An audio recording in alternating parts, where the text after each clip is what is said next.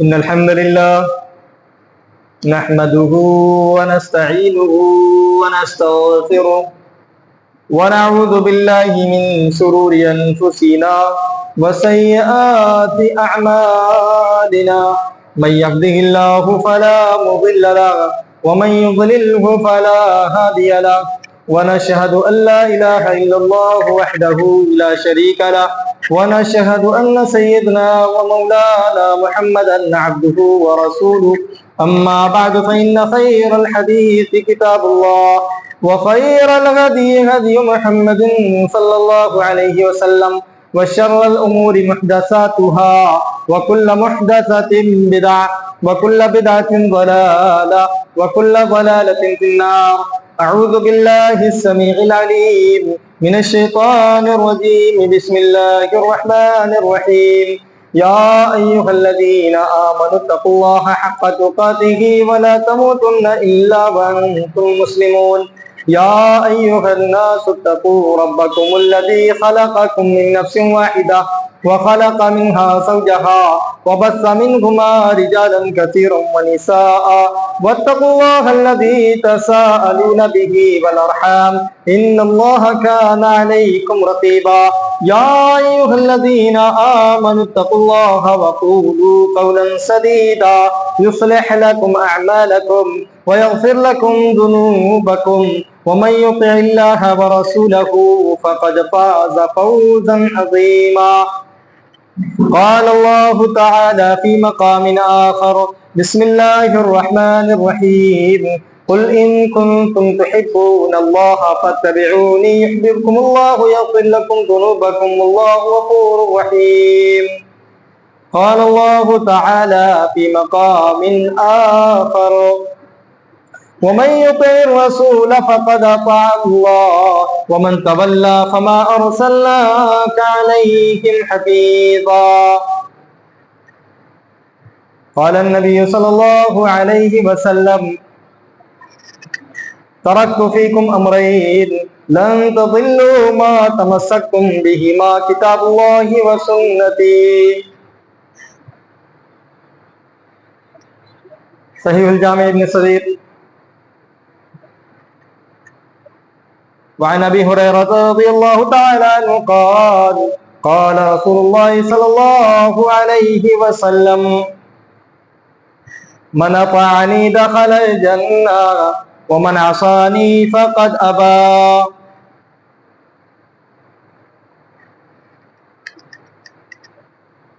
تمام قسم کی تعریفات، توصیفات، کبریائی، بڑائی، بزرگی، حمد و ثنا اللہ رب العالمین خالق ارض و سما کے لیے ہے، جس نے ہمیں اس دنیا میں پیدا فرما کر یوں ہی بیکار بے مقصد نہیں رہنے دیا، بلکہ ہماری رہنمائی، رشد و ہدایت اور سیدھے راستے پر لانے کے لیے انبیاء اور رسول کا سلسلہ جاری کیا۔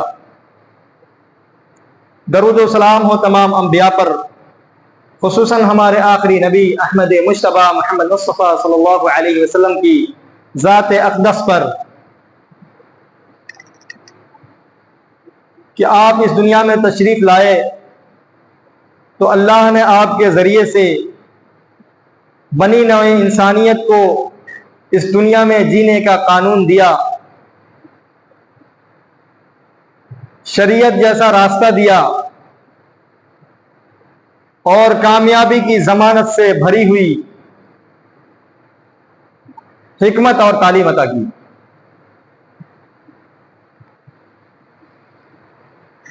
دینی بلنی بھائیوں، ماؤں بہنوں،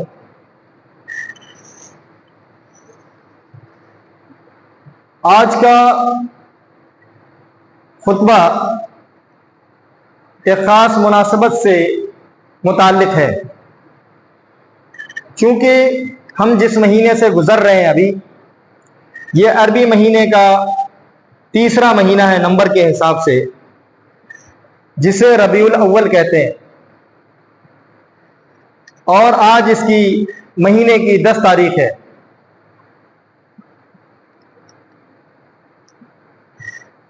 دینی ملنی بھائیوں، ماں بہنوں، جس طریقے سے قرآن نے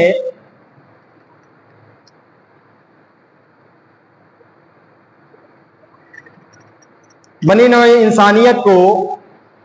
اور محمد رسول اللہ صلی اللہ علیہ وسلم کی امت کو زندگی کے الگ الگ پہلوؤں پر رہنمائی کی ہے، وہیں ہمیں اپنے آخری نبی جناب محمد رسول اللہ صلی اللہ علیہ وسلم کی اطاعت اور آپ کی پیروی اور آپ کے اتباع کے سلسلے میں بھی رہنمائی کی ہے۔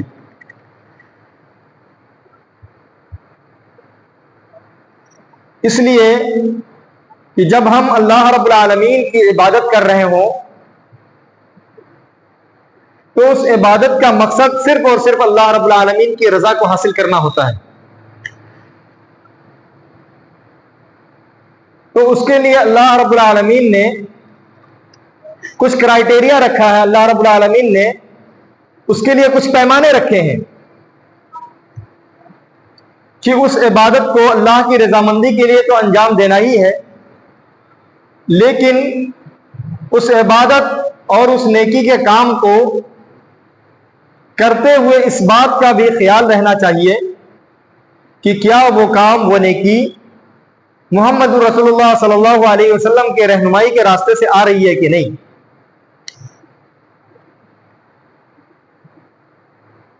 اس کا زیادہ خیال رکھنے کی ضرورت ہے، تبھی وہ اعمال رب تک پہنچیں گے اور قابل قبول ہوں گے۔ چونکہ اللہ کے آخری نبی جناب محمد رسول اللہ صلی اللہ علیہ وسلم کے تعلق سے اللہ رب العالمین نے قرآن میں جا بجا آیتوں کے ذریعے سے جس بات کا اشارہ دیا وہ ہے اللہ کے نبی کریم صلی اللہ علیہ وسلم کی اطاعت و پیروی، آپ کا اتباع اور اس کی رہنمائی۔ اس اتباع کو اللہ رب العالمین نے اپنی ذات کے ساتھ جوڑ کر کے اور نبی کریم صلی اللہ علیہ وسلم کے اتباع کو اللہ رب العالمین اپنی محبت کے ساتھ جوڑ کر کے قرآن میں بیان فرمایا ہے۔ خطبہ مسنونہ کے بعد میں نے سورہ آل عمران کی ایک آیت کریمہ تلاوت کی ہے۔ اللہ رب العالمین بیان فرماتا ہے، آیت یوں ہے، قل ان کنتم تحبون اللہ فاتبعونی یحببکم اللہ یغفر لکم ذنوبکم اللہ غفور رحیم، کہ اے نبی کریم صلی اللہ علیہ وسلم آپ اپنی امت کو کہہ دیجئے، تحبون اللہ فاتبعونی، کہ اگر تم اللہ کی محبت چاہتے ہو، اللہ سے محبت کرتے ہو تو کیا کرو، فاتبعونی، میری اتباع کرو، یحببکم اللہ، اللہ رب العالمین تم سے محبت کرنے لگ جائے گا۔ تو یہاں یہ بات قابل غور ہے کہ اللہ رب العالمین نے اپنی محبت کے حصول کو نبی کریم صلی اللہ علیہ وسلم کے اتباع اور آپ صلی اللہ علیہ وسلم کی پیروی، یعنی آپ صلی اللہ علیہ وسلم کی کہی ہوئی بات، آپ صلی اللہ علیہ وسلم کے عمل اور آپ صلی اللہ علیہ وسلم کی زندگی میں صحابہ کرام کے ذریعے سے کیے گئے عمل پر نبی کریم صلی اللہ علیہ وسلم کی مہر، اس کے ذریعے سے اللہ کی محبت حاصل کی جا سکتی ہے، باقی کوئی راستہ نہیں ہے۔ اس لیے کہ اللہ نے اس آیت کریمہ کے ذریعے سے کھلا اعلان کر دیا کہ اگر اللہ کی محبت کو چاہتے ہو،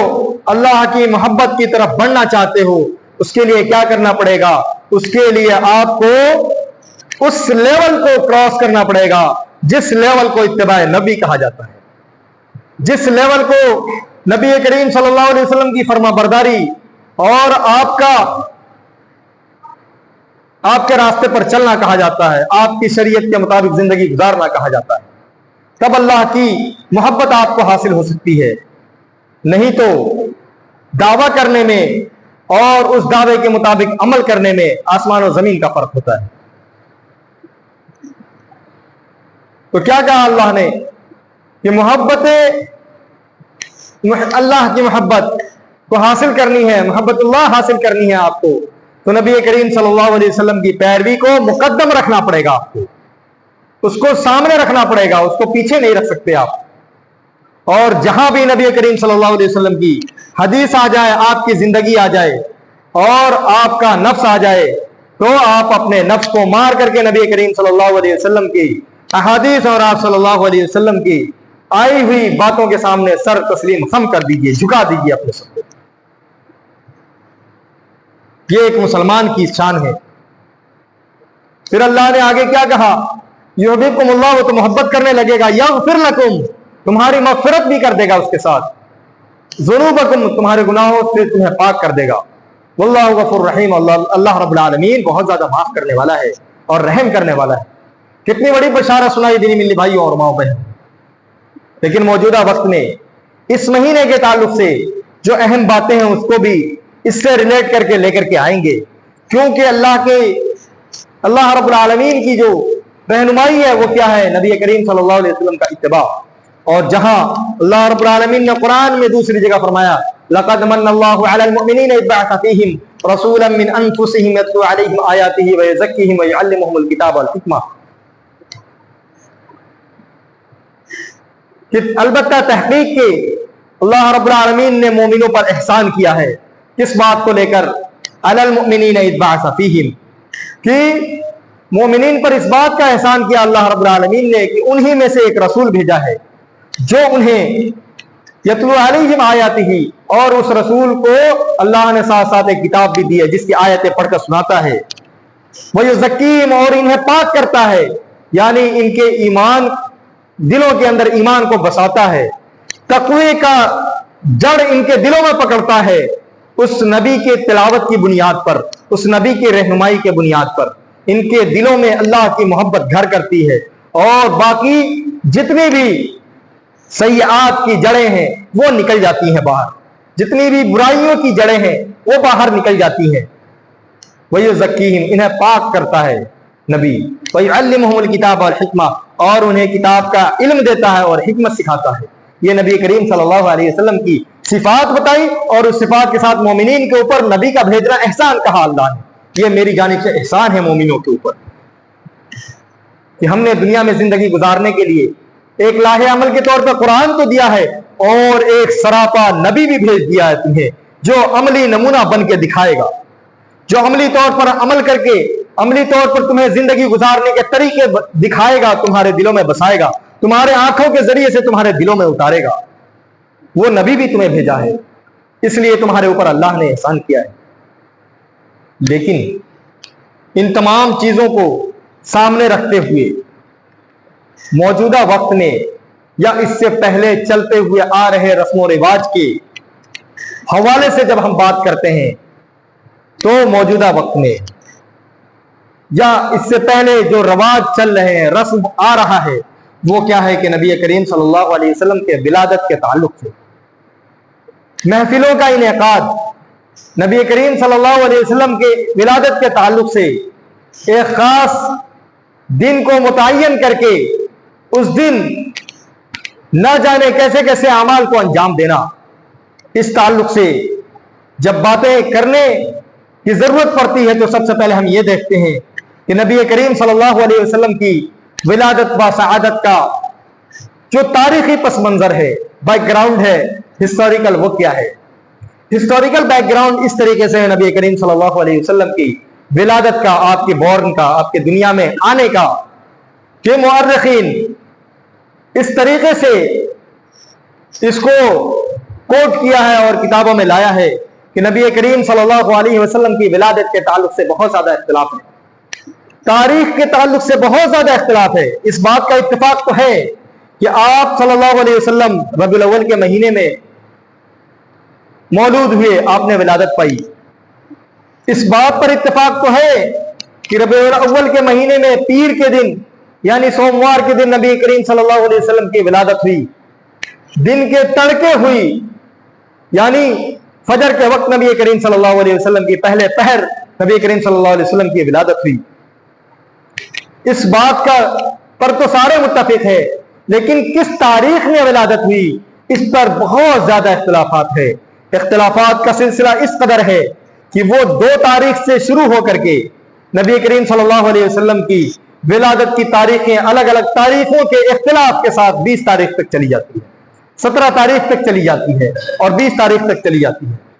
کوئی کہتا ہے نبی کریم صلی اللہ علیہ وسلم کی ولادت 2 ربیع الاول کو ہوئی، تو کچھ تاریخی حوالے سے 8 ربیع الاول کو ماننے والے لوگ مورخین کہتے ہیں 8 ربیع الاول کو ہوئی، کچھ 9 ربیع الاول کی بات کہتے ہیں، کچھ 10 کی بات کہتے ہیں، کچھ 12 کی بات کہتے ہیں، اور کچھ 17 کی بات کہتے ہیں، اور کچھ 20 کی بات کہتے ہیں۔ اس طریقے سے الگ الگ مورخین کی الگ الگ تاریخیں ہیں، جن میں سب سے زیادہ جن تاریخوں کو کوٹ کیا گیا ہے اور جن کو ونڈو میں لیا گیا ہے وہ 12 ربیع الاول اور 9 ربیع الاول کی تاریخیں ہیں۔ جمہور علماء اس بات کی طرف گئے ہیں کہ 12 ربیع الاول کی تاریخ ہے، جس میں امام ابن کثیر رحمہ اللہ اور بہت سارے امام ذہبی وغیرہ یہ سارے ہیں جو 12 ربیع الاول کی طرف گئے ہیں، اور بہت سارے علماء اس بات کی طرف گئے ہیں کہ آپ صلی اللہ علیہ وسلم 9 ربیع الاول کو ولادت پائی۔ تو اس بات کا اختلاف ہی یہ ثبوت دیتا ہے کہ نبی کریم صلی اللہ علیہ وسلم کی ولادت کی کوئی متعین تاریخ کتابوں میں موجود ہی نہیں ہے جس پر اس بات کا پر یقین کیا جا سکے کہ یہی تاریخ ہے۔ بہت سارے علماء اس بات کی طرف جاتے ہیں اور اس بات کو وثوق دیتے ہیں اور اس بات کو ماننے کی طرف بھروسے کی طرف آتے ہیں کہ 9 ہی ربیع الاول ہے۔ وہ ماہر فلکیات اسٹرونومر کے جانچ پڑتال کے بعد ان کی سارے حساب و کتاب کو بٹھانے کے بعد 9 ربیع الاول کی تاریخ لے کر کے آتے ہیں۔ تو وہیں 12 ربیع الاول کے تعلق سے بھی باتیں کی جاتی ہے، یعنی ہر ایک طرف باتیں الگ الگ ہیں۔ لیکن جہاں صاحب الرحیق المختوم ہے صفی الرحمان مبارک پوری رحمہ اللہ، انہوں نے اور علامہ قاضی سلیمان منصور پوری رحمہ اللہ جو یہی اپنے پنجاب کے رہنے والے تھے، چھیٹا جو ہے نا چھیٹا والا، وہ منصور پور وہی کہلاتا ہے نابے میں، ٹھیک ہے، وہ ان کی کتاب ہے رحمت للعالمین صلی اللہ علیہ وسلم جو معرکۃ الآراء کتاب لکھی ہے، بہت اہم کتاب لکھی ہے، شہرت یافتہ کتاب رحمت للعالمین صلی اللہ علیہ وسلم۔ دنیا میں سیرت پر لکھی جانے والی کتابوں میں اہم کتابوں میں اس کا نام بھی آتا ہے۔ ان کتابوں میں اس میں اور الرحیق المختوم میں صفی الرحمان مبارک پوری رحمہ اللہ نے نبی کریم صلی اللہ علیہ وسلم کی ولادت کے تعلق سے 9 ربیع الاول کو ہی راجح قرار دیا ہے، ٹھیک ہے۔ اور امام ابن کثیر رحمہ اللہ البدایہ والنہایہ میں 12 ربیع الاول کی بات کرتے ہیں اور 8 ربیع الاول کی بھی بات الگ الگ علماء کرتے ہیں۔ جو لوگ اس ماہ مبارک کے اندر، اس ماہ کے اندر جو ربیع الاول کا مہینہ ہے، اس مہینے کے اندر جو لوگ بہت زور و شور سے عید میلاد النبی کو منانے کا دعویٰ کرتے ہیں اور مناتے ہیں، طرح طرح سے محفلوں کا انعقاد کرتے ہیں، ٹھیک ہے، اور الگ الگ شعر و شاعری، ڈھول تاشے تماشے لے کر کے نکلتے ہیں، بریلوی حضرات کی بات کر رہا ہوں، ان کے امام جن کو وہ اپنا امام مانتے ہیں احمد رضا، وہ اپنی کتاب میں لکھتے ہیں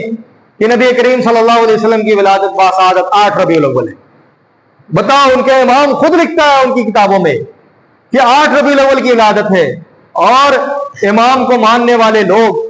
کیا کرتے ہیں؟ 12 ربیع الاول کو ڈھول تاشے تماشے لے کر کے کیا ہے نبی کریم صلی اللہ علیہ وسلم کی ولادت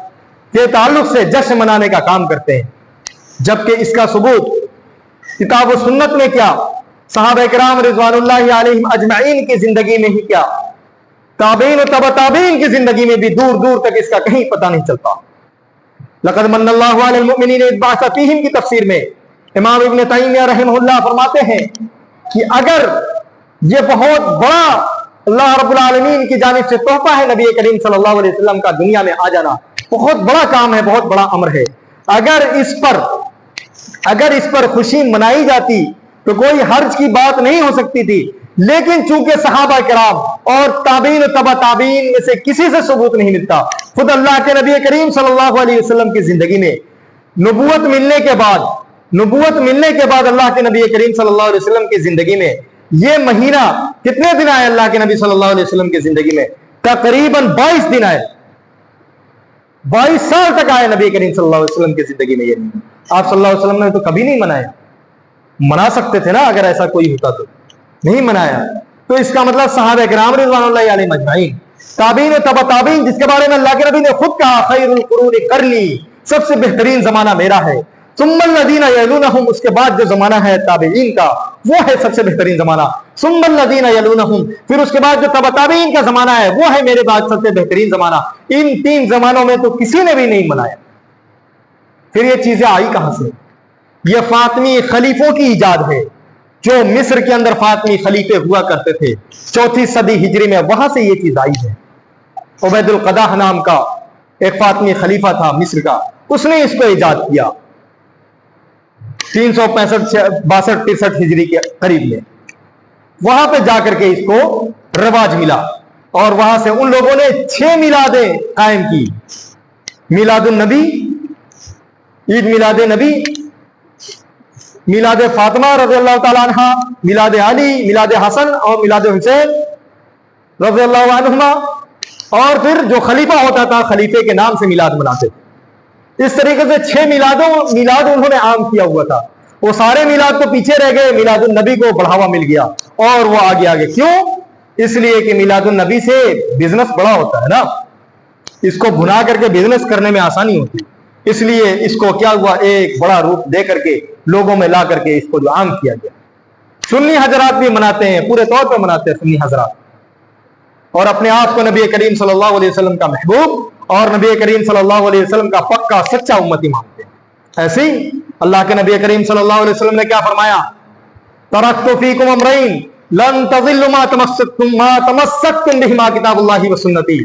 کہ دیکھو صحابہ کرام آخری وقت جاتے جاتے اللہ کے نبی نے کہا کہ دیکھو میں تمہارے درمیان 2 چیزیں چھوڑ کر جا رہا ہوں، ان دونوں چیزوں کو مضبوطی سے تھام کر کے رکھو گے، لن تضلوا، کبھی بھی تم گمراہ نہیں ہو سکتے، ما تمسکتم، جب تک تم ان کو پکڑ کے رکھو گے، روک کر کے رکھو گے اپنی زندگی میں، کتاب اللہ و سنتی، میری اللہ کی کتاب اور میری سنت ہے۔ پھر خطبہ حجۃ الوداع کے تعلق سے عبداللہ بن عباس رضی اللہ تعالی عنہما بیان کرتے ہیں کہ اللہ کے نبی کریم صلی اللہ علیہ وسلم خطبہ حجۃ الوداع کے موقع پہ فرمایا یا ایھا الناس، کتنی بڑی بات ہے، اللہ کے نبی نے یا ایھا الناس کہا، یا ایھا الصحابی نہیں کہا، یا ایھا المومن نہیں کہا، یا ایھا المسلم نہیں کہا، یا ایھا الناس قد ترکت فیکم ما ان اعتصیتم بہ فلن تضلوا ابدا، کتاب اللہ و سنت نبیہ، رواہ الحاکم والبہقی فی صحیح۔ عبداللہ بن عباس رضی اللہ تعالیٰ عنہ فرماتے ہیں کہ اللہ کے نبی کریم صلی اللہ علیہ وسلم حجۃ الوداع کے موقع پر فرمایا کہ اے لوگوں سنو، میں تمہارے درمیان ایسی چیز چھوڑ کر کے جا رہا ہوں کہ جب تک تم ان کو تھامے رکھو گے تم گمراہ نہیں ہو سکتے کبھی بھی، فلن تضلوا، ہرگز نہیں، نیور کا لفظ آتا ہے، فلن تضلوا، ہرگز نہیں، never, you interact from my way, اللہ کے نبی کہتے ہیں کہ میرے راستے سے تم نہیں ہٹ سکتے، بالکل نہیں، کبھی بھی نہیں، اسی پر جمے رہو گے۔ کیا ہے کتاب اللہ و سنت نبی، یہی اللہ کی کتاب اور اس کے نبی کی سنت، اس کے مطابق زندگی گزارو۔ لیکن دینی بلنی بھائیوں ماؤں بہنوں، دیکھیے تو صحیح، اس حدیث کو اپنی زندگی کے سامنے رکھیں اور اپنے عملوں کو رکھیں، کیا اس حدیث کے مطابق ہمارے اعمال آتے ہیں؟ اللہ کے نبی نے کہا، حضرت ابو ہریرہ کی روایت ہے، کل امتی یدخلون الجنۃ الا من ابا، کہ ساری میری امت جنت میں داخل ہوگی، متفق علیہ روایت ہے، سوائے ان لوگوں کے جس نے میرا انکار کیا۔ صحابہ گھبرا گئے، قیل من ابا یا رسول اللہ، پوچھا گیا اللہ کے نبی کون انکار کرنے والے ہیں؟ اللہ کے نبی نے کہا من اطاعنی دخل الجنہ، جس نے میری اطاعت کی وہ جنت میں جائیں گے، ومن عصانی فقد ابا، جس نے میری نافرمانی کی اس نے میرا انکار کر دیا۔ اللہ کے نبی کی زبان کہہ رہی ہے، اللہ کے نبی کے منکر ہیں وہ لوگ جو اللہ کے نبی کے خلاف زندگی گزار رہے ہیں۔ اللہ کے نبی نے کہا، مسلم کی روایت ہے، من احدث فی امرنا ھذا ما لیس منہ فہو رد، کہ جس کسی نے کوئی ایسا عمل کیا جس کا میں نے حکم نہیں دیا، جو میری زندگی میں نہیں کیا گیا، صحابہ کرام نے نہیں اس کا حکم نہیں کیا، وہ کیا ہے جس کا میں نے حکم نہیں دیا، رد، وہ مردود ہے، اس کی کوئی حیثیت نہیں ہے۔ چاہے آپ جائز کام کر رہے ہو جو اسلام میں جائز ہو، نئے طریقے سے کریں گے، اس کام کو بھی اسلام نے قبول نہیں کیا۔ ابو موسیٰ اشعری رضی اللہ تعالیٰ عنہ کوفہ کی مسجد میں جاتے ہیں اور وہ کیا دیکھتے ہیں کہ کچھ لوگ حلقے بنائے ہوئے ہیں اور کیا ہے تسبیحات کا ورد کر رہے ہیں، آ کر کے عبداللہ ابن مسعود رضی اللہ تعالیٰ عنہ سے ذکر کیا کہ عبداللہ ابن مسعود دیکھیے میں مسجد میں گیا تھا، ایک نیا عمل دیکھا ہے ہم نے کہ کچھ لوگ بیٹھے ہوئے ہیں تسبیحات کر رہے ہیں اور زور زور سے آواز کر رہے ہیں اور ایک ساتھ تسبیحات کا ورد کر رہے ہیں اللہ کے، اور وہ نیکی کا کام سمجھتے ہیں اس کو۔ عبداللہ ابن مسعود کہتے ہیں جا کر کے ان کو کہہ دو کہ تم جو یہ کام کر رہے ہو تم گناہ مول رہے ہو کہ نیکی کی ضمانت ہمارے پاس ہے۔ صحابہ کیا کہتے ہیں؟ نیکی کی ضمانت ہمارے پاس ہے، یعنی ہمیں پتا ہے اس عمل کو کیسے کرنا ہے، ہمیں پتا ہے یہ عمل کیسے کیا جائے گا، کیسے اس کو ورد کرنا ہے، کیسے اس کو پڑھنا ہے۔ صحابہ کرام تسبیحات کا ورد کر رہے ہیں، تسبیحات کے سلسلے میں احادیث ہے نبی صلی اللہ علیہ وسلم کی، سبحان اللہ الحمدللہ ولا الہ الا اللہ، مشروع تسبیحات ہیں، لیکن کرنے کا طریقہ غلط تھا۔ محفلیں بنا کر کے کیا کہا عبداللہ ابن مسعود نے؟ گناہ کا کام کر رہے ہیں۔ جو تسبیح حدیث سے مشروع ہے، قرآن میں تسبیح کا حکم ہے، تسبیحات کا، فسبح بحمد ربک وکن من الساجدین، تسبیح کا قرآن میں ذکر ہے، حکم ہے، اس کے باوجود اس مشروع عمل کو اپنے حساب سے اگر کیا جائے تو وہ عمل بھی مردود ہے۔ صحابہ کرام نے اس کو بھی مردود قرار دیا۔ جس عمل کا ذکر ہی نہیں ہے کہیں، جس عمل کے تعلق سے کوئی ثبوت ہی نہیں ہے، اس عمل کو کر کے ہم نبی کے محبوب کیسے بن جائیں گے؟ نبی کے پاسدار کیسے بن جائیں گے؟ اللہ کے محبوب کیسے بن سکتے ہیں؟ نہیں بن سکتے، کبھی نہیں بن سکتے۔ یہ نبی کے منکر لوگ ہیں، جیسے نبی کریم صلی اللہ علیہ وسلم نے کہا جس نے میری نافرمانی کی اس نے میرا انکار کیا۔ اللہ تعالیٰ قرآن میں کہتا ہے سورہ محمد میں آیت نمبر 33 ہے، 33 نمبر دی آیت ہے، کیا کہتا اللہ تعالیٰ؟ یا ایھا الذین آمنوا اطیعوا اللہ واطیعوا الرسول ولا تبطلوا اعمالکم، اے ایمان والو سنو، اے وہ لوگ جو ایمان لائے ہو سنو، اللہ کی اور رسول کی اطاعت کرو اور اپنے اعمال کو برباد مت کرو۔ ایسے ہی نماز پڑھتے ہو، اللہ رسول کی اطاعت تو کر رہے ہو، لیکن یہ میلاد النبی منا کر کے اپنے پورے اعمال کو برباد کر رہے ہو۔ اسی لیے کیا پھر کہا اللہ نے فَلْيَحْذَرِ الَّذِينَ يُخَالِفُونَ عَنْ أَمْرِهِ أَن تُصِيبَهُمْ فِتْنَةٌ أَوْ يُصِيبَهُمْ عَذَابٌ أَلِيمٌ، سورہ نور کی آیت نمبر 63 ہے، سیکنڈ لاسٹ نمبر کی آیت ہے۔ تو ان لوگوں کو ڈرنا چاہیے جو مخالفت کرتے ہیں اللہ کی اور اس کے رسول کی، فَلْيَحْذَرِ الَّذِينَ يُخَالِفُونَ عَنْ أَمْرِهِ أَن تُصِيبَهُمْ، اللہ کے نبی کی کیا ہے راستے کی خلاف ورزی کرتے ہیں، انہیں ڈرنا چاہیے، أَن تُصِيبَهُمْ فِتْنَةٌ، کہ ان کے اوپر کوئی فتنہ نہ آزمائش نہ آ جائے، اور یصیبہم عذاب علیم، یا وہ عذاب میں نہ گر جائے۔ دیکھیے آج کن حالات سے ہم گزر رہے ہیں، کیا ہمارے حالات ہیں، کہاں ہم پہنچ چکے ہیں، کن کن مصیبتوں کا سامنا ہمارے لیے ہے، کن چیزوں کی وجہ سے؟ اللہ کے نبی کی مخالفت کی وجہ سے۔ اور سوچ رہے ہم اللہ کے نبی سے زیادہ محبت کرنے والے ہیں۔ عربی شاعر کہتا ہے لو کان حبک صادقا لاطاعتہ ان المحب لمن یحب مطیع، کہ اگر کسی کی محبت سچی ہوتی ہے نا تو جس سے محبت کرتا ہے اس کی اطاعت کرنے والا بن جاتا ہے، اور ہر محبوب کے لیے سب سے بہترین چیز یہ ہے کہ جس سے وہ محبت کرتا ہے اس کی اطاعت کرے۔ ہم اطاعت تو نہ کریں، نبی کی بات آئے تو منہ پھیر لیں اور کہیں اللہ کے نبی سے ہمیں بہت زیادہ محبت ہے، ہرگز نہیں، یہ منافقت ہے اور یہ دشمنی ہے اللہ کے نبی کریم صلی اللہ علیہ وسلم سے، آپ کے صحابہ کرام رضوان اللہ علیہم اجمعین سے۔ ایسے لوگوں کو ڈرنا چاہیے اللہ کے نبی کے قرآن کی آیات کی روشنی میں کہ مصیبتیں اور پریشانیاں اور ان کے اوپر اللہ کا عذاب آئے نہیں، اور آ ہی رہا، آئے دن دیکھ رہے ہیں، پریشان حال ہیں، اعمال میں کمزوری ہے، ساری چیزیں، اس کے باوجود ہمیں دکھتا نہیں ہے۔ ہم سمجھتے ہیں اللہ کے نبی سے محبت کرنے والے، یہ چیزیں بالکل غلط ہے، چاہے ماؤں بہنوں آپ کرو چاہے ہمارے بھائی کرے، غلط ہے، اسلام کے روح سے بالکل اس کا کوئی جواز نہیں ہے۔ اللہ کے نبی کریم صلی اللہ علیہ وسلم کی یوم ولادت منائی جائے، اس دن کو چھٹی کا دن منایا جائے، کہیں نہیں ہے۔ اللہ کے نبی صلی اللہ علیہ وسلم سے پوچھا گیا اس دن کے بارے میں، ٹھیک ہے، کیا کہا اللہ کے نبی صلی اللہ علیہ وسلم نے؟ پیر کے دن کے تعلق سے کہا، اس دن روزے کے تعلق سے پوچھا گیا کہ آپ روزہ کیوں رکھتے ہیں؟ اللہ کے نبی نے کہا کہ اسی دن میری ولادت ہوئی، اسی دن مجھے دنیا بعثت دی گئی، اور اسی دن مجھ پر وحی نازل کی گئی، یہ اس لیے میں اس دن کو روزہ رکھتا ہوں۔ روزہ رکھو نا، کھا کھا کر کے اس دن گھومتے ہو اور کہتے ہو اللہ کے نبی کی محبت میں ہم یہ دن منا رہے ہیں۔ روزہ رکھیے اگر آپ کو محبت ہے اللہ کے نبی سے، تو پیر کا روزہ رکھیے، جمعرات کا روزہ رکھیے، اللہ کے نبی رکھتے تھے۔ باتیں زیادہ ہیں،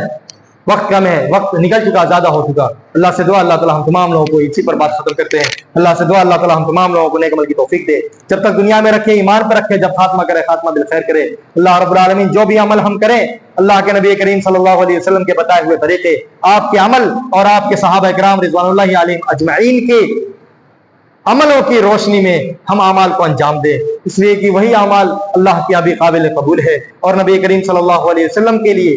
بھی وہی عمل قابل قبول ہے جب شفاعت کے لیے اور حوض کوثر پر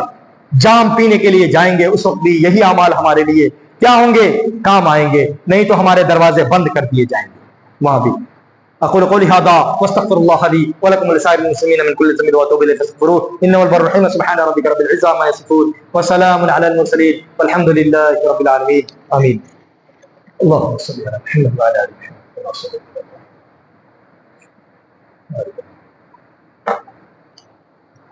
الحمد لله وحده والصلاة والسلام على من لا نبي بعد، أما بعد أعوذ بالله السميع العليم من الشيطان الرجيم، بسم الله الرحمن الرحيم۔ ربنا ظلمنا أنفسنا وإن لم تغفر لنا وترحمنا لنكونن من الخاسرين، لا إله إلا أنت سبحانك إني كنت من الظالمين۔ إن الله وملائكته يصلون على النبي يا أيها الذين آمنوا صلوا عليه وسلموا تسليما۔ اللهم صل على محمد وعلى آل محمد كما صليت على إبراهيم وعلى آل إبراهيم إنك حميد مجيد۔ اللهم بارك على محمد وعلى آل محمد كما باركت على إبراهيم وعلى آل إبراهيم إنك حميد مجيد۔ عباد الله رحمكم الله، إن الله يأمركم بالعدل والإحسان وإيتاء ذي القربى وينهى عن الفحشاء والمنكر والبغي يعظكم لعلكم تذكرون۔ اذكروا الله يذكركم وادعوه يستجب لكم ولذكر الله أكبر والله يعلم ما تصنعون۔